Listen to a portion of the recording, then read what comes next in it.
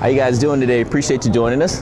Doing well, thank you for having us. All right, we're here with the Ghost of Paul Revere band. Do people still call themselves bands or quartets or group or? Yeah, I think so. Ours is always kind of funny because we don't really keep the in it. So we have been now going by just Ghost of Paul Revere, so it's kind of hard. So it's like you're either the Ghost of Paul Revere or the Ghost of Paul Revere band. So it's always the Ghost of Paul Revere. I think people are still bands, though. Yeah. So kind of tell me your names and give me an idea of you guys' roles in the band. You want to start? Sure. Hi, I'm Sean. I play bass and sing in the band. Hi, I'm Max. I play banjo and sing in the band.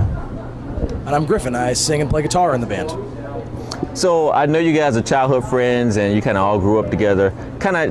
Did you ever feel that this is an eventual course for you guys to become a group, or is it something that kind of like happened spontaneously?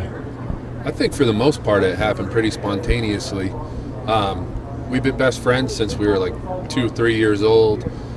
We all went to the same schools together. These guys actually even went to college together. Then when they came home, Griffin started doing an open mic night type of thing.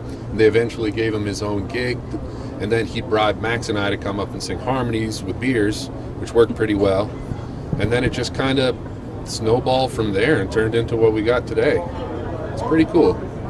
And kind of just slightly backtrack a little bit for those who are not familiar. Kind of tell me the story of how you guys came up with the name Ghost of Paul Revere, because that's kind of interesting name. Yeah, it actually came to me in college. It was one of those things where I woke up one day and I couldn't get that phrase out of my head. And before we formed the band, I used to tour under Griffin Sherry in the Ghost of Paul Revere.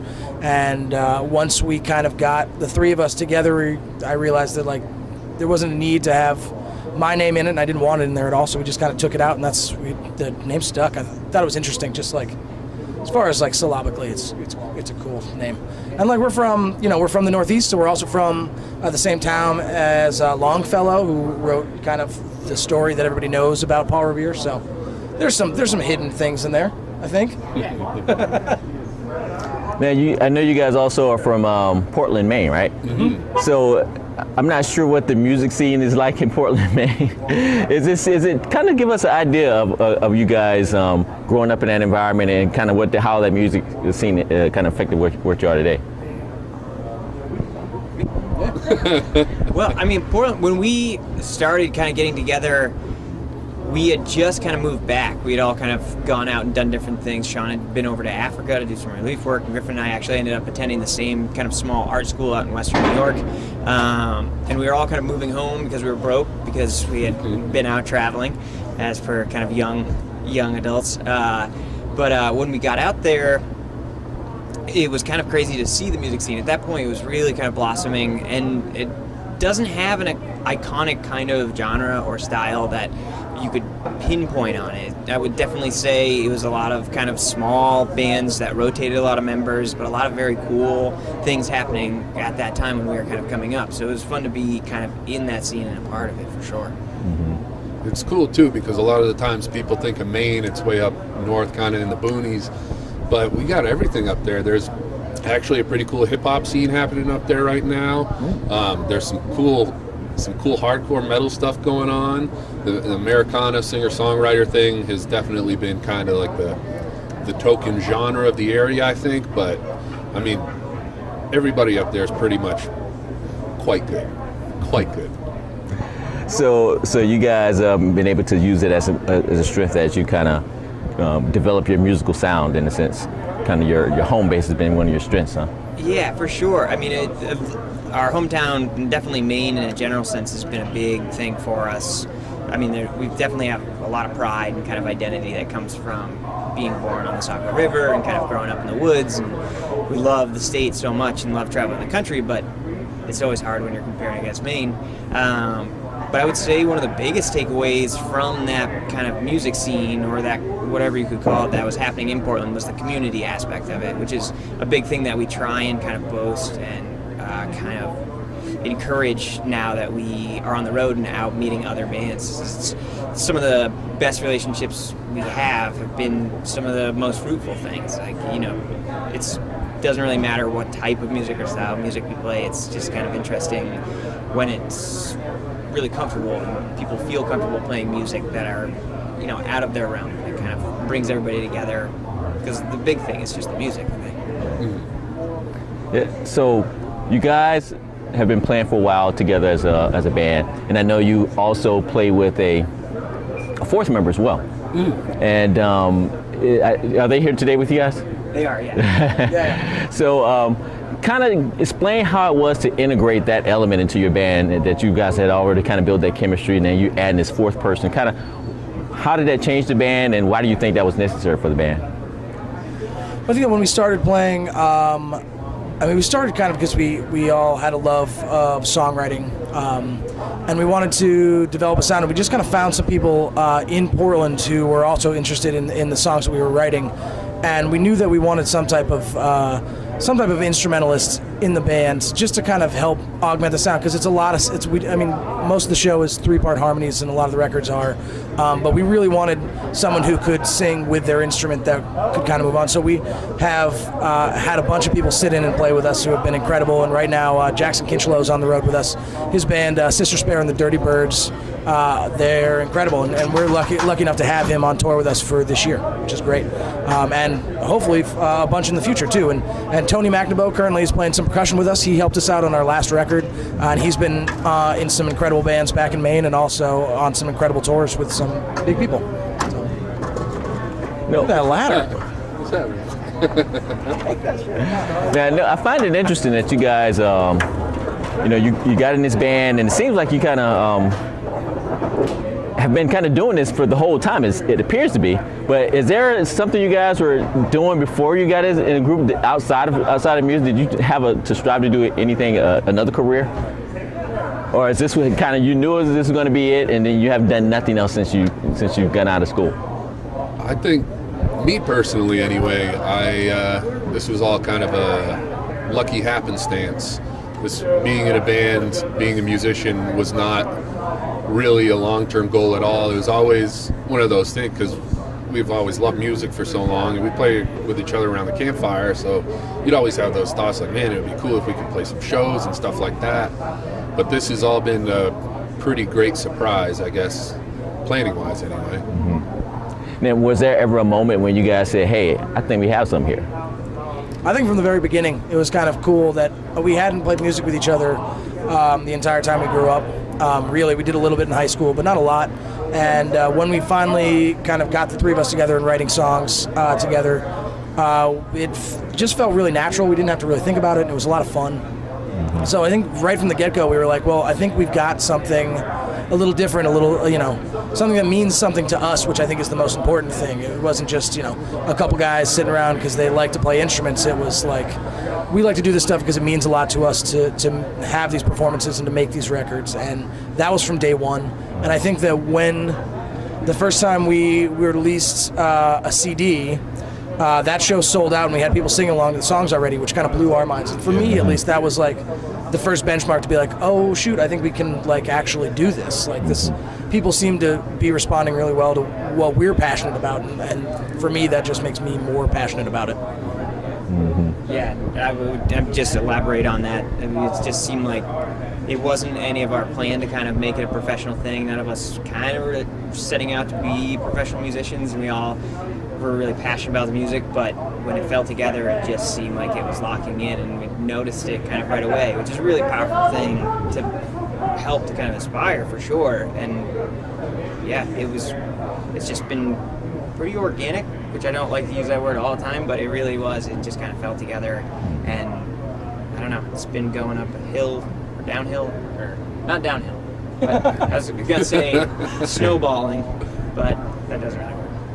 That's why I usually don't in interviews. Oh, that's cool. Well, I'm glad that you guys did make that, try that experiment out and decided to play together. Now, I've noticed that it seems like there's been a resurgence in bluegrass in general. Why do you think audiences are starting to get so drawn to bluegrass again? What do you think's behind that? I think it's seeing what is making the music. I think a lot of kind of music production in kind of contemporary music has been lost on people. People are a little uncertain as to what sounds are making what things. And I think a big part of, we coined ourselves as holler folk because we liked that idea of being acoustic, that we could play anywhere. And we did a lot of busking when we first started, which was huge because you felt the immediate kind of, just what we were talking about, that kind of connection with people when people started to kind of gather around. Like certain songs would really draw people in. And the 3-part harmony helps in that kind of acoustic situation because harmony and vibration and then, just that kind of group sing-along is really powerful. It makes people want to sing along with you, and it just pulls people in. So I think that was a big part of it. Yeah, it's a very honest music. You can't really, you can. We've been fiddling about with some of that stuff, but you don't see guys up there with huge pedal boards or anything like that.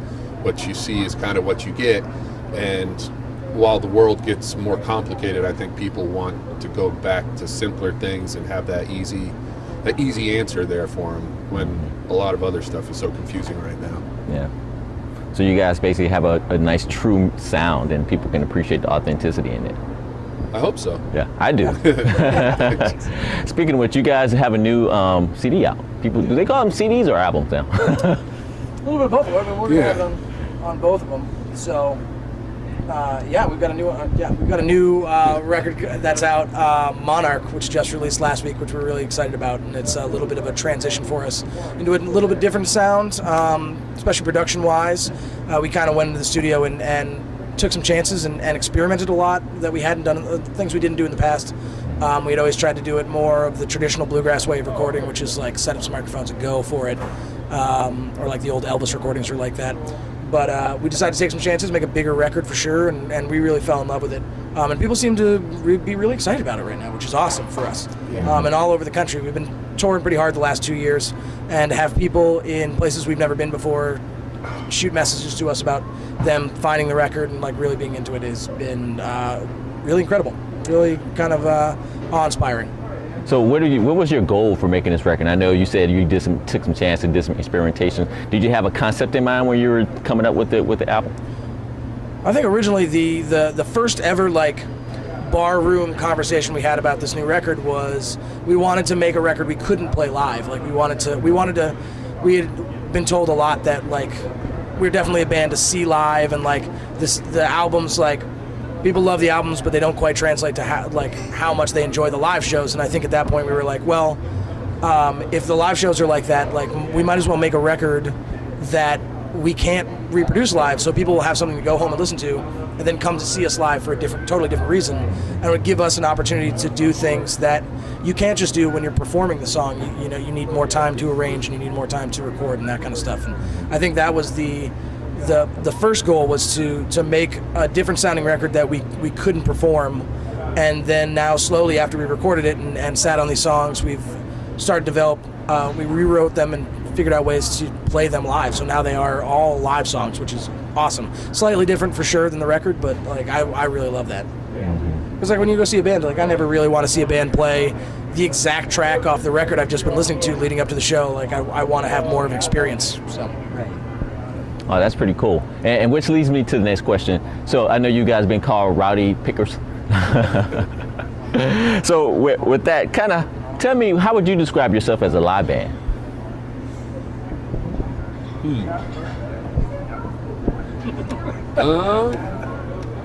I say we definitely try to put as much energy as we can into it.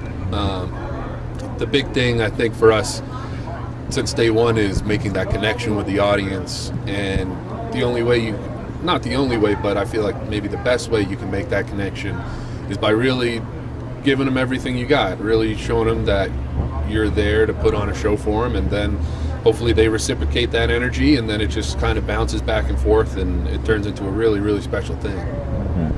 Yeah, I think in that, I think to encapsulate it, just honesty. I think a big part of our show is that, you know, a lot of times songs are different and kind of going through the works or, you know, getting worked out from the new album. So everything's a little bit different from time to time and sound is different. But a lot, you know, we don't like having scripted sets. We write our sets kind of every night depending on what we feel like the room's going to kind of react to. And we also kind of, all of the stage banter is never scripted. Like, of course, we'll say things a couple times in relation to songs, but for the most part, we want to try and have that kind of real connection point with people, even if it's, you know, just a handful, you know, 2 or 3 people. That's still really important to kind of at least connect with them and to make it feel like we're not kind of like put up on a stage and rock stars, but we're just kind of people that want to kind of share this with them, and hopefully that kind of gets reciprocated and they want to share it.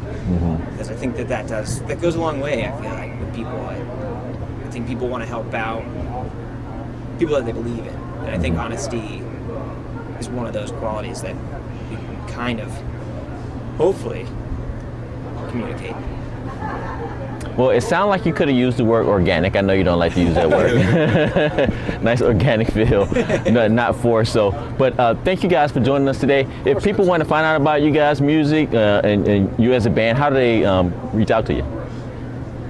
We're on all the social media platforms. You can go to ghostofpaulrevere.com, which is our website, and you can get directed to all those. We also have Facebook and Instagram and Twitter, and all the albums are on kind of iTunes and Spotify, so you can kind of catch us on any of those. Yeah. So basically through anywhere, any device they're possible. On the internet. Yeah. They're on the internet. There you go. Letters, I imagine. Or you can really surprise them and send a cursive scripted letter through the mail. Postcards for sure. All right. Well, thank you guys very much. We appreciate it. We're talking with the Ghost of Paul Revere. Thank you so much for having us.